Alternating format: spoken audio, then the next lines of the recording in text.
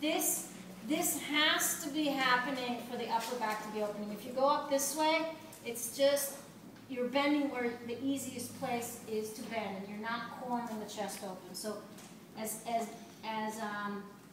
uncomfortable as it might be, it's like a training wheel. It's kind of like, think about, you know, when artists, when they make a sculpture, they do their form, and then they put whatever thing is going to go in, and then it dries, and then they take it away, and you got the thing that's all ready, right? It's kind of like that with these props.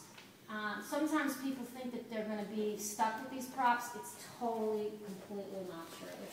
It's just a way of avoiding working on what you need to work on. The props, basically what they do is they'll help your body move into the right shape. And over a period of time, you know, providing you don't just sit there and not work, if you're thinking about what you're doing, then the body will take over and the prop won't be necessary any longer. But the prop will help get the body to move into the right shape. Whereas you can struggle without a belt for years and never get this, and you can do this for 2 weeks and be done with it. Okay, so lie down again, please. And now we're going to start straightening the arms. So if stage 1 on the top of the head was hard, you can stay with it. And I have students, when they study in my Mysore class, this is how they learn it, and they stay on the top of the head until it's really, really, really comfortable. Really, really comfortable. Okay, and I never teach this in my Mysore classes freestanding in the center room. I never do it. I don't think it's a good place to start from. I think you need the walls. Okay, so take your hands a little further apart. Yeah.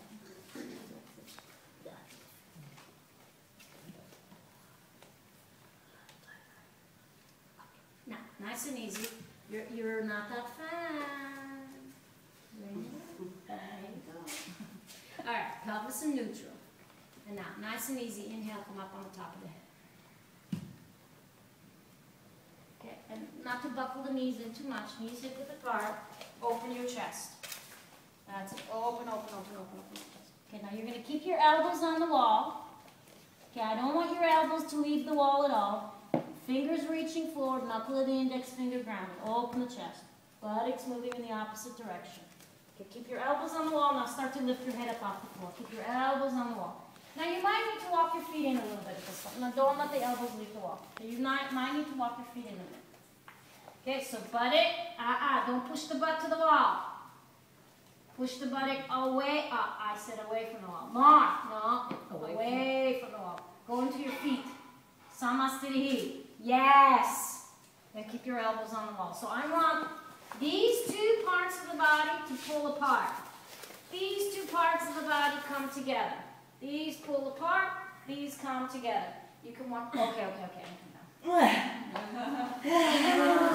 So with your elbows on the wall, the belt is there. So you're using the wall to rotate those upper arms in, and to take the bottom tips of your shoulder blades into the chest. Now, when you're on the top of your head and your elbows are bent, you can push your chest to the wall as much as you want, okay? Because your elbows are bent. You don't need to worry. As a matter of fact, it's what you're doing. But when we start to straighten the arms, it's a different ballgame. You're on the top of the head. You've opened your chest as much as you can. Now, if you keep pushing your chest to the wall as you straighten the arms, you're going to flip them, what we saw in the handstands. You're going to flip them. So what's happening is your elbows are staying on the wall, you rotate the upper arms in, and you think more of taking your shoulder blades up. Remember how I told you that you don't open your arms by just moving this way? You open them by lengthening. The virtue of taking the shoulder blades up is going to move your chest to the wall, but it's going to move it the right amount, not by flipping your arms. Okay, so you're taking the shoulder blades straight up to the ceiling, you're rotating the upper arms in, and then I'll talk about the arms. Let's do it once, and then we'll come back, we'll talk about them again one more time.